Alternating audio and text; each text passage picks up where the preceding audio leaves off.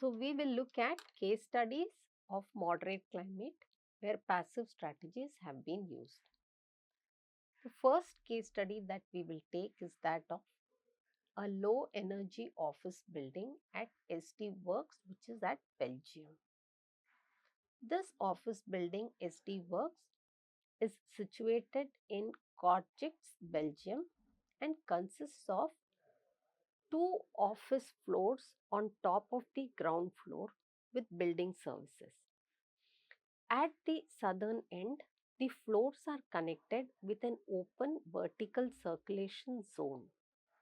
Reduction of cooling load and energy losses happens here, and use of passive cooling and heating and controlled automation leads to a low energy office building.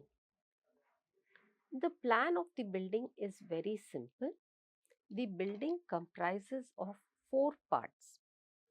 The first part is an office. So this becomes the office space, and this is entirely the circulation zone, whereas there are conference rooms here and one auditorium located at number 4. It's a very simple rectangular office building comprising of G, G+1 and G+2 structure.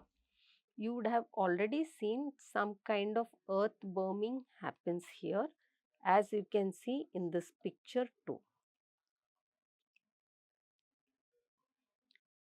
Now this building uses natural night ventilation.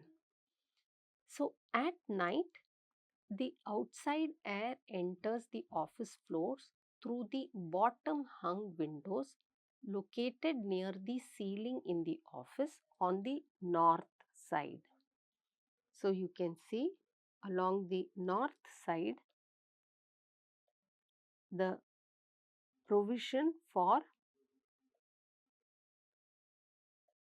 night ventilation happens, and this air is cool. The outside cool air enters the building, becomes warm and leaves the room. Since it is lighter in weight, there is a vent provided which takes the air out. So this air which cools down the exposed ceiling and leaves the building at the top of the circulation zone through outlet windows along the width of the building. By virtue of this, what happens is the external temperature follows this trend and is lowest at night at 14 degrees centigrade and is high at 24 degrees centigrade. By using night ventilation, you can see that on the first floor, this is the trend of the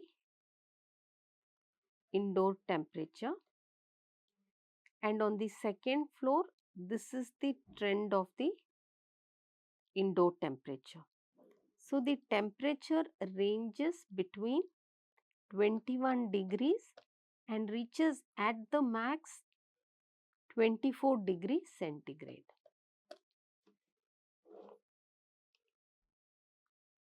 So the measured operation of natural night ventilation as carried out in the year 2002 shows that when the outside air, ambient air,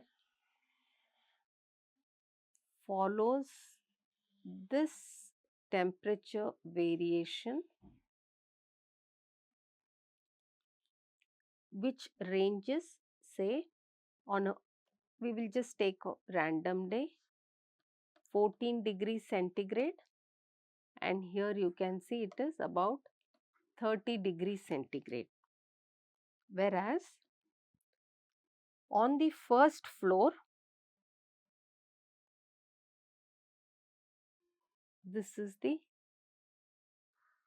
air temperature, and you can notice that the temperature ranges between 21 degrees centigrade and 25 degrees centigrade by following natural night ventilation alone. Now, if we look at what happens on the second floor follows this trend. On the second floor, the minimum temperature is 23.5 degrees centigrade and the maximum temperature is 26 degrees centigrade. So, when the temperature outside is in the range of 30 degrees to 14 degrees, temperature of first floor is in the range of 25 degrees to 21 degrees centigrade, and temperature on the second floor is in the range of 26 degrees to 23.5 degrees centigrade. So, you can see how much of energy can be conserved through reduction in air conditioning load during the day. So, this natural night ventilation system is primarily driven by stack effect or thermally generated pressures, which is shown here.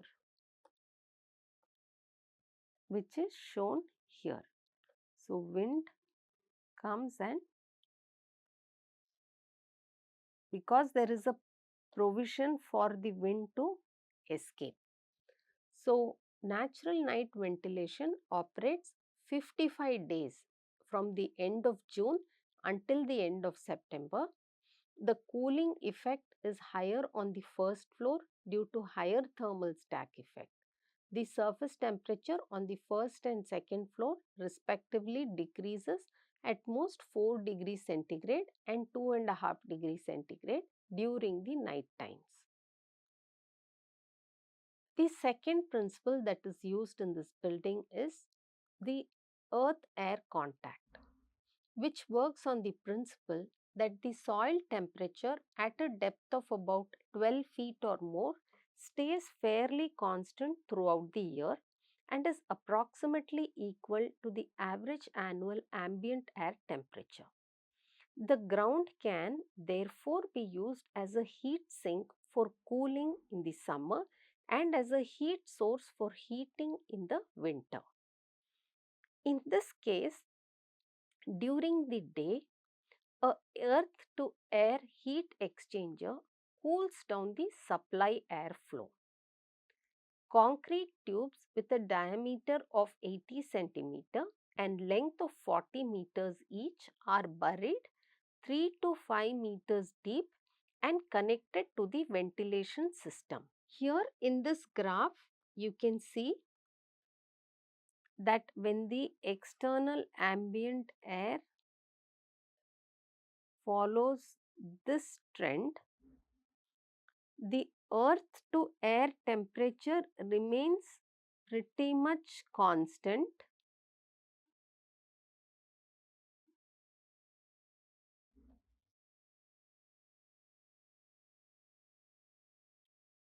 when the air temperature is between 14 degrees to 24 degrees. The temperature of the earth to air is about 15 degrees centigrade.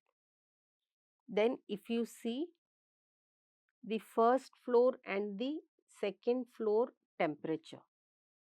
So, this blue line indicates the second floor temperature and you can see it is constant at 25 degrees centigrade, whereas the second floor temperature is at 25 degrees centigrade and the first floor temperatures on this particular day is also in the range of 24.5 to 25 degrees centigrade, and it pretty much remains constant along that. On another random day, when the outdoor temperature is between, when the T outdoor is between 14 degrees centigrade to 30 degrees centigrade. So, 30 degrees to 14 degrees, we can see the first floor temperature between T of first floor to be between 21 degrees and its maximum is 25 degrees. Whereas the second floor temperature minimum is 24 degrees and the maximum is about 26 degrees centigrade. So, this is the impact the earth air tunnel or earth to air temperature has. So, the maximum temperature in summer never exceeds 22 degrees on the first floor, and the maximum temperature is between 23.5 to 26 degrees centigrade on the second floor because of the use of the earth air tunnel here.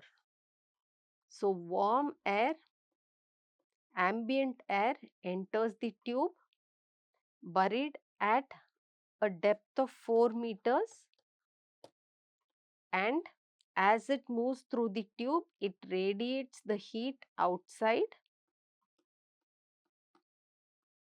and the warm air cools itself, and that cool air is pumped into the rooms. This cool air cools the floors and it becomes warm. Warm air rises up and escapes through this vent. So, the operation of the passive cooling, earth to air exchanger and ventilation, nocturnal ventilation by the day, both are shown here, and this effectively causes dramatic reduction in indoor temperature. Here we can see the measured operation of the earth to air exchanger in the cooling season. So, the outdoor temperature follows the trend that I am showing in the blue line. The outdoor temperature on a random day, the minimum is about 16 degrees centigrade and maximum is 22 degrees, or here if we take, it is about 14 degrees centigrade and about 26.5 degrees centigrade. Then if we look at the temperature of the soil below, then that ranges in 15 degrees centigrade to 18 degrees centigrade, and in this case 15 degrees to 19 degrees centigrade. Now, if we look at the first floor air, the first floor air follows this temperature,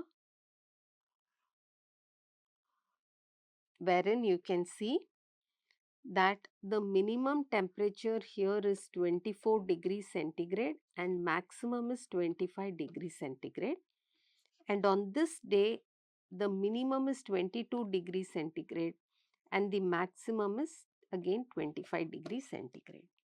So, we can see that when the T outside temperature is in the range of 22 to 16 degrees centigrade or in the range of 26.5 to 14 degrees centigrade, the temperature of the first floor is 25 degrees centigrade to 24 degrees centigrade or 25 degrees centigrade to 22 degrees centigrade. whereas the temperature of the second floor is also somewhere on that range, except here, which is 23. So, this ranges between 25 degrees centigrade to 23 degrees centigrade, whereas the temperature of the earth heat, earth to air, is almost in the range of 19 degrees centigrade to 15 degrees centigrade. So, effectively you can see that the temperature of first and second floor is in the range of 23 degrees to 25 degrees centigrade, causing dramatic reduction in energy required to cool the building using electricity or air conditioning. The next strategy that is used here is the evaporative cooling or roof pond cooling system. Now, the roof pond cooling system is not used on SD works, but I am saying it is a strategy that can be used in this climate type. Evaporative cooling lowers the indoor air temperature by evaporating the water, and in dry climates this is commonly done directly in the space. But indirect methods such as roof ponds allow evaporative cooling to be used in more moderate climates too. So, when you use evaporative cooling through roof pond cooling system, on a winter day, the roof pond is exposed to solar radiation, the water gets heated. At night, this covering is slid and the water is covered.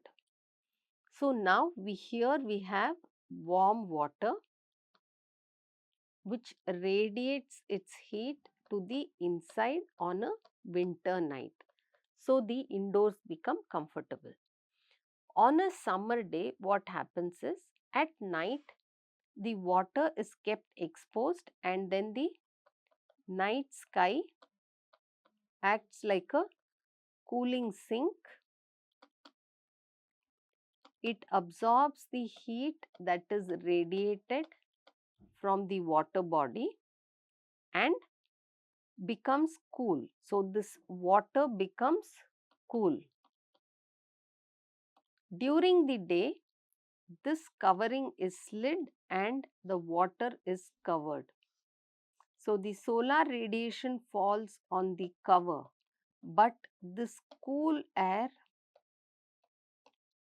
is instrumental in cooling the room. So, the room becomes cool during summer day. This is the concept of the roof pond cooling system. Then the next one is the radiant cooling or structural slab cooling. Now, radiant cooling is exchanging thermal energy to the space through convection and radiation. So, the structural slab has a series of pipes which are laid out through which cool water is passed during summer. And this cool water in the slab is instrumental in radiating chillness or absorbing the heat of the room and making the room cool. So, this is a surface cooling system where water tubes are placed in the roof slab in section. This is how it looks, and the pipes are laid all along the roof and the floor slabs, and then the heat from the heat source of the room is radiated and the slab absorbs the heat and exchanges it with the circulating tube in which chilled water is placed. So, the warm water is then pumped to a chiller or a geothermal heat exchanger, recooled and then returned to the slab. The next case study is that of the Carnegie Institute for Global Ecology by architect EHDD. It's a top 10 green project of 2007 and the building uses 45% less energy and 40% less water. In this building, again, the radiant cooling system is used by placing structural slabs with these tubes through which cool water is pumped in and that cools the occupied spaces and the cycle gets repeated. Yet another technique that is followed here is the night sky cooling system, in which water is sprayed on the roof at night. Now, when the spray is exposed to night sky, it gets cooled by radiation. This water is then collected and stored in an insulated tank and used the next day. So, here you can see at night water is sprayed on the roof and therefore the roof becomes wet and cool because of evaporative cooling. This water which is sprayed flows down and this water which is actually cool because it is exposed to the night sky is collected in a tank and used the next day as cool water. Now, this building also uses the stack effect to cool the rooms. Then another few cases where structural slab cooling is used is the Clinton Presidential Library, and it includes 10 miles of tubing embedded in its concrete slab.